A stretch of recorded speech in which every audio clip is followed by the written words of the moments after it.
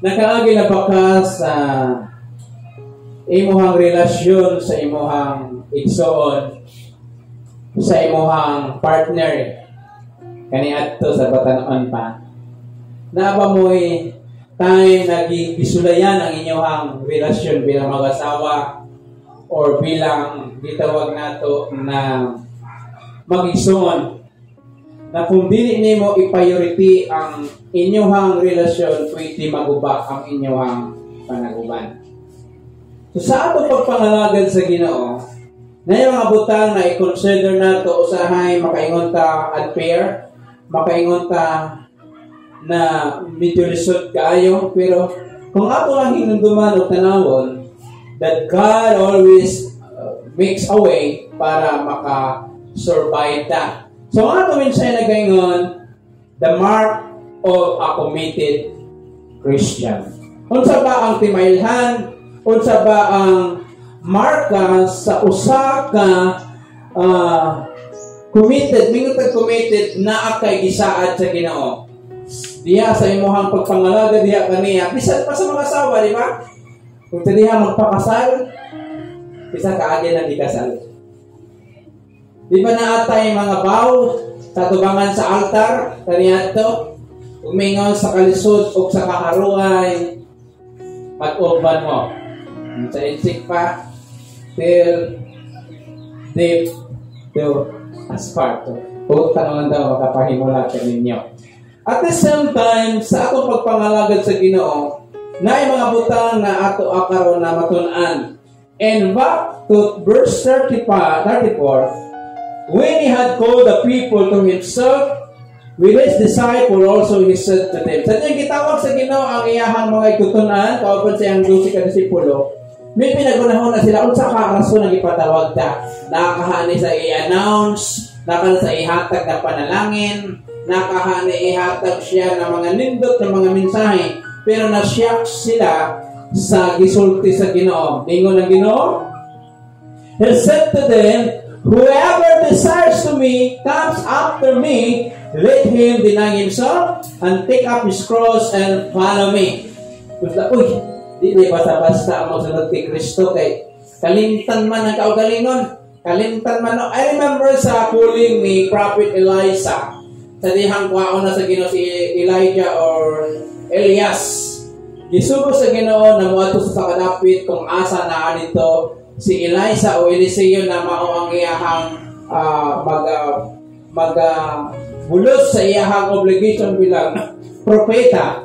Sa diyang midol si propeta Elijah kay Elias, ang gibuhat ni Elijah para wala na sa ibalikan kay ang iyang kapahaman nangunguma na sila'y duwa ka baka kaniadtong panahon importante kayo na sa ilaha ang maong mga mananak mauna ang ilang ginagamit sa ilahang panginabuhi. So para wala na ibalikan sa Elijah o dili sa mag-doubt sa calling sa Diyos sa iya as a prophet, iyahang iihaw. Yan, duwa ka baka. So kung hindi ba, kung tanaw na ito, at saka ang expression na ginikanan ni Elijah, uy, nanag-ihaw ba ni mo na? Kaya wala tayong panginabuyan. Pero wala tayong makita sa Bible na nag-react iyahang ginikanan. Nasaktan nila, nagitawag ang iyang anak sa mahimong propeta sa Israel. Then, katuwang mga arado, kaya kaniya ito, kakoy pa man. Di ba nakaroon? Nanay mga mga modern na bisugnod dito sa baka. Para kung mag-alala ka sa Ginoo, ano sa'yo na nakasayang ka kung baka, balikan sa nato to. Now, naay mga butang, naay mga marka na makita sa imo o sa akuha na tinag-alay ta na misunod sa Ginoo. Unsahan na siya? Number 1, tululi sa ka-8. Kung maato kang Jensen, sa Atbang, sa Gaisano, makita ni mo dra ang 3-8. Tatlo ka-8. First, let him deny himself. The first mark, ang unang marka na makita sa atua is forgetting self. Naay mga time na makabati ka og istorya. Naay mga time na makabati ka og mga chismes. Unsa ba ang atong reaction? Usahay gina justified nato atong kaugalingon. Gina-prove nato na di na tinawag. Say makig-away ta, makiglalis ta, kasagan magsinumpagay pag yun. Kaya i-prove mo na di na tinawag. Na naman, ginaprotektaran mo. Pero sa panahon na nangalangad ka sa Ginoo sa matutanon, pag nakapati ka chismis, kung ako ang mananaon, di ni mo pansinan. Kaya nakahibalo ang Ginoo na dili na tinawad. Hello? Dito ni balik kaya na i-justify na ito, dili oy, wa ko kabuhat anak. But in the moment we serve the Lord, ako ang igikalingtan kay ako nasayod that mingon ang Bible, I will revenge, I will avenge. Muna kung ikaw ang mulihok, kung ikaw ang dagdaogon, wala ka na ikalipay, guba pa yung mga relasyon. Kung sanyang nakapati ka mga istorya, i-pray mo Lord, kapaludyo ka na wala di ko nagbuhat anak. So may tabo anak, may kalipay pa ka, malinawan pa ka, katong nagbuhat, bubalik sa iya ang gibuhat sa imo. So to be a committed Christian, na mahimot ang matinud-ano na Kristohanon, una, deny yourself. Wala mo na ingon na di na ka maligo. Hindi na pastor, i-deny daw di na ka mukaon, pasagtunan nimo. Ato nga simba, wala kay kagkaon, i-deny lagi. Puro lang sa Ginoo. It doesn't mean kanang mutaas atong ego ba, mutaas atong pride, dadihang kanang maninguha ta na manimalos ta kay murag dili maayo gibuhat sa tuwa. But in the moment na i-deny na to ang ato kagalingon, mupadayon ka sa imong gisugdan. Kaya nakahibalo ka, ang Diyos imong kauban, ang Diyos mo'y manalipod sa imuha sa mga mali o mga dili maayo na mga istorya batok sa tuwa. Tanawa ng mga disciples, nasyak sila, nagipatawag sila, abi nila na ni panalangin pa kagipatawag ka. Pero kung ipatawag ka sa barangay, o sa korok, ay sumpod pa yun. Kaya palito ka na ay against sa imuha ng mga reklamo. Pero kung ipatawag ta na naingon na may tupat na ay ito pa na sila. Klaro na, di ba?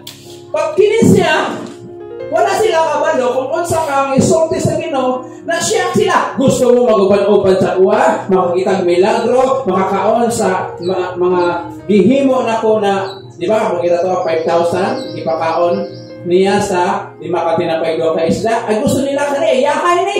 Kaya nila muna when we deserve the Lord, maayahay ang ilang kinabuhi. Pero nahiba na nabatin nila, deny yourself. Yan mga time na gusto madato, kapag pangalaga doon sa'yo, ma-divert ba? Ang mag-serve ko para padatuon ko sa Ginoo. Nabaliktad naman noon. May mga time na matay po gas. Kaya kaway niya. O daghang time na matay sudan. Yan o. Papakaysudan, ipay mong olos, ipay mong lawas, wapay na mamusta, ambot na lang. Pero if you deny yourself, mali mo nga punta kasing dahon-dahon diya. Ay lang, yapi lang dahon sa kanan, ha. Kaya pahit kayo na. So, importante kayo, ang unang nga marka, it means, ang imong purpose lang, as John the Baptist said, I must decrease and He must increase. I remember na yun ang nag-question ka ko, sugot ra ka yung anay mong kinabuhi, sugot ra ka na diha ra ka. Wala di pangandoy yan ako. Wala may tao na may pangandoy. Pero sama na ako ni, I love the Lord. And I'm willing to die. And my commitment. Yung mga time din na pangutanong ka sa tao. Sige pa din, oy, panarbaho. Ay, nasilig, sir, nasilig. Kayo, 24 hours by 7. Hanggang trabaho. But in the moment, di-commit ni mo yung kinabuhi sa Ginoo, kinasurrender ni mo yung future. Ako din yung malikayan na, Lord, what if magutsinta ko? Kung buhi pa ko na. Asa magkukuyo? What if makasakit ko? So, nakasakit ko many times. Kapay, hangin dito. Malagay na kumusta. At least, I forget myself, Lord. Kung sa man akong situation, because the truly mark of a committed Christian, forgetting themselves. Wala na kaingon na, hindi mo na mo kagalingon, you are the temple of God. It means, kanang himaya ba na gusto niyo na ikaw pwede makita, ikaw pwede ang nasa tubangan, ikaw pwede halika kanindot sa iyahan, no? Hala, grabe kabuutan, hala, grabe magluto, hala, grabe na, lahi na, diba? That is not forgetting ourselves. Kaya gusto na to, kita permi ang ma-acknowledge, ma-recognize. Pray ni Jesus, ali mo diri mga disciple, sa taltaka ng announcement ni Jesus, no? Ngayon niya, kinsa ko itong musunod sa kuha, deny yourself. Hello? The challenge of the Lord is not easy to accept. Kung hindi dito, dali-dali na madawat nila. First of all, of His disciples, some of them, long for the high places. Now, sa Mark in chapter 10, 24 to 40, nag-away ang mga disciples. Kapalo ba mo nag-awayan nila? Kung kinsang labing dako. Dapat ako kinalahon kay ako din ang siguro kay Diyos. At hindi, dapat siya yun. Kay mauna saan mo sa kayo mo sa simbahan. Ay, dapat siya yun ang dapat sundan ang desisyon. Kay mauna nagtimpla ka ni pastor. Hindi lamang ko rin yun na. Basta yung manuyat at siya guro ng palangga ni pastor kaya siya magmakita. No, it's not about that. But ang gusto sa Ginoo, i-deny na ito ang atong kagalingon na dapat kay Jesus sanan less sa kuwa. Ano di mo sa yawa? Unta makina, I will ascend into heaven. Musaka ko kauban sa mga bituon sa Dios. Tapos siya giyagbong. Sa mga taas ang ato ang garbo, delikado ang atong pagkahulog. So, kung gusto na ito, tinuulay nga marka sa usa ka persuhanon, deny yourself. Let God avenge you. Let God promote you. Lahi kinang muato ka sa panbasa birthday. Naingon ka kilala din ko ani sa nag-invite sa kot. Dito ka sa tubangan. Kung nanapad ay mas alangton pa sa iyo ka, ay brad, sis, pwede tirira ka. Kaya siguro rapulang na natin. Basta feeling na to. Lahi kinang ato ka sa usa ka tumbira. Dira na ka sa dapin mapahipilan ka. So tawagon ka ng tao, ay, nanay, naman ka diya, dito ka, oh. Sabi nyo, ay, wala, kaila din na sila. O ka nang naanak ka dito, ay, dito na ka sa dito, kay, naasikuan, kung narapon, so forgetting themselves. Maunaan mo na nga marka, mga ison. Hindi nga passage that does not say that we never care about ourselves, but it is an invitation to give God priority on our life. The disciple calls for giving Christ first place. God wants the disciple and is to seek first His kingdom. So, wala man nagbawal ang Ginoo na magnegosyo ka, mag-business ka, manarbaho ka, na kay mga appointment. Sa imo bang appointment na apang una gyapon sa Ginoo na pag mag-success ka ni ana sa imong ginahimo labi na financially na ay bahin ng Ginoo. Nanong muhatag ako ang manigihaguan. But if you deny yourself, imo tagaagahin ang Ginoo. Kaya i-acknowledge nimo kung wala ang wisdom, kung wala ang protection, di ka kaabot sa lugar na tuan nimo. Kaya pahingon pa lang ito, pwede ka mapagkaan. Pwede magupan mo sa kanan. Madili ka. Kung pumunta ka sa Ginoo, magmakaugon sa mga plano sa kinabuhi kung akong isubmit. First, mark of a committed Christian, forgetting self. Second, the same verse. Let him take up his cross. Kagi na baka na kanan makita mo istorya ni mo, Marie, kabalo ba ako may bukas sa palay? Uy, wala ko'y kwarta ba? At pati pikas na ito. Ay, para saan ba ka? Naka-update ka rin. Wala ko'y bukas nun. Parang gusto ni mo ba na ay mo pasan sa imuhang problema? Gusto ni mo na angin tanan? Kagi na ba sa kabuhi pa yung mga partner? Paliya pa nila sa bawani. Parang tayo na nabalaka ka sa inyong situation, imong partner sa gilad, tulog-tulog, di ba? Maglagot ka. Mga saan magkadaya? Relax ka ba? Ako din, wala nyo masabot ako gimon. Kaya gusto na to, pag mabalaka po sila. Gusto na to, damay-damay na ni. Hello? Pag masakitan ta, gusto to, masakitan po sila. unfair man na kita masakitan sila dili. Pero if we serve the Lord, the second things na marka sa usa ka committed Christian, fully surrender. Pick up His cross. His cross is about death and suffering.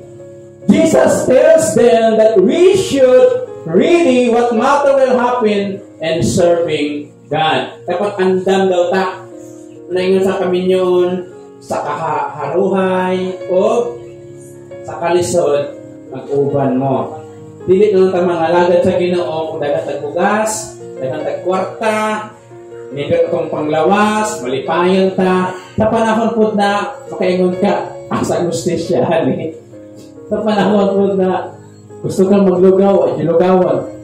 Pagbiro na lang sa buwan, dahil magpunto. So may mga situation na ingon, anak, kumusta ka itong reaction? Dili mali kayo na mag-complain. Hello? Napinahin mo ang anak, di na kayo nuntung sa imuha, di na kapadala. Masay mo, nakalimot ako na, napamabuhay, ginikanan. Nagyaw-yaw po, magyaw po sila. Namusamot mo ng tension. So the second thing is surrender sa Ginoo. Lord, bahala na kabalo na ka, Lord. Katapusan na ako nila nung agon. So I remember a story in the Bible sa panahon na 3 years in 1 half walay ulan. Kita to siya? Si Elijah. Nayo sa kababae nga balo o nayo sa kaanak na munit og kahoy kay lutuon niya ang usa ka hakop nga harina o gamay nga lana. Kaingon niya, busog miron, bahala na. Mamatay mi og at least busog miron. Na pagkaagi pag kita propeta yun sa atit ba direct saman. Why ko pagkaon dito bi? Hello, agi na baka na ang imong pagkaon ni paliwag to nimo unya na ibisita unsa imong imong i-serve pa nimo ni uy ka lawa ro koy bukas ron. Unsa tabo sa maong situation ingon ni Elijah, sige himuha imong buhata pero tagain ako makaon. Pagtungod ni obisya sa taliwala sa iyang kahadlok, kimapas mo na sila. Iubi niya, sulod sa tulo ka tuig, wa jud na hurot ang iyahang isa kahakop nga harina o gamay nga lana. Na naman, isurrender niya ang tanan sa Ginoo. Amen? Sa panahon na isurrender na to ang ato ang mga problema, sa panahon na isurrender na to ang atong mga balatian, ang atong kalisod, mules mo gamay ang atong kabalaka. Hindi na mawala ang kabalaka. Pero sa panahon na imuha yun ang paningkamutan na sulbaro ng imong problema, halatanan pamagi himuon nimo, musamot noon ang imong kabalaka. Kailangan na mga visualize, laod sa kahano kung mula niya ang problema, makakaya pa na ko ni. Pero sa moment na imong isurrender sa Ginoo, moingon imong kasing-kasing, ang Ginoo nang bahala sa kuha. Amen? Magpaingon sa Ginoo sa ilaha, pick up your cross and follow me. Pas-a na. Kung sa imong problema, kasi makita na to ang mga tao na mga strong, mauna sila ang mga hilumon. Sa nakaagid ko sa baate ko, ay pastor, grabe. Pagkaon dito. Samot ka kagamay silang pananaw. Samot ka dili na sila mo respeto sa imo ha, the more ka na i-tell nimo na naman, puro na problema imong istorya. Pero sa moment na ilumilom ra ka, matingala lang ka, dagang kumangutana. Pero ang good things lang, mutaas ang tanaw nila sa imo ha. Kaya yung sila fighter din siya, bulaban din siya, maluwi pa tawon sila sa tuwa. Pero sa panahon na sige tag-ani, uli kaya lang sa mga tao, alala ko yung negatibo. Pero the most important thing, ang marka sa committed Christian, nag-surrender sa Ginoo. Saan yung problema ni mo karon? Nakalos nag-aaral na sa bawat sa mana. Nakitaan sa mua kay bukid mangutong lugar na ilahang umana sa pinakataas. Kato siya, sige bit og one kay sa bukid manggut na sila bag na kwan anang orasag bukag ibutang nagsako. Then, adlaw-adlaw gina, saka panaog. nakita mi itong pagbakasyon ako, anak na maglakaw. Ay asa ka to, te? Uli na ako sa balay. Na naman, kay pila ka tuig, pasan sa iyang basket. Mao pa na may tabo sa imo nga. Sige, pasan sa imong problema. Dili nakakahangad sa Ginoo, sige nakagana. Asa maga? Dito kay Mare, kay sis. Hangad pud kami Lord, kung sa mahimoon ako. So, patingala lang ka na, ikanon duulod og panalangin. Ang tao asa sa sikuan. Sinanay na naman, ako ihatag ang panalangin. Pero sabihang ito, sige pangita. Muli kay, ayaw na sikuan. Wala rapat diri. Pero nakat sa kwarto, ay sapahan na na eh. Kagin na ba na? Surrender sa ginawa ka na. Di ba na kaya? Ato lang pas anon, mga buktot ta sa mga problema. That's why ang marka sa oray na Kristohanon, kapalo mo surrender sa mga problema sa ginawa. And finally, in verse 34 last, let him follow me. Ikatulo, sakit na kamatuoran. Ang tinuod na marka sa committed Christian, nagasunod kung asa ang ginawa. Dili man kaya na naatay mga appointment, so just ask that forgiveness. Ask that kung asa ka mang paingon, kung naisimbahan, hala dito. Basta pilihan lang itong nagtudlo, may tungod kay Jesus. Amen? Dili na papasimbahan, at ko lagi pa na mo ang email si Tumblr, naman sa panwalan, na naakasaglan. So, pangita. At least, bising asa ka pa paingon, kung sa mga mga appointment, makasimba ka sa lugar na naisimbahan. Amen? Kaya nagsulod pa kay Jesus, mama na ang marka sa committed Christian. Amen? Let him follow me. So, ang atong Ginoo ga-challenge sa mga disciple na musunod sa ilaha when they don't even unto death and suffering. Only those saved can follow Jesus. Katulang naluwas ang makasunod kay Jesus, for no one can stay without Christ unless he is indwelled by the Holy Spirit. Jesus said, if the world hates you, it is hate me before you. So mga igsoon, tulo ka marka sa usa ka committed Christian. First, ginakalimtan niya ang iyang paggaling. It means, di sa mo revenge, dili na gusto na permisa na i-appreciate, di kabalo siya na para sa Ginoo ni o para sa Ginoo ni. Amen? Ikaduha, ina-surrender niya ang iyang plano kag mga problema diya sa Ginoo. Ikatulo, nag-aalagad sa Ginoo.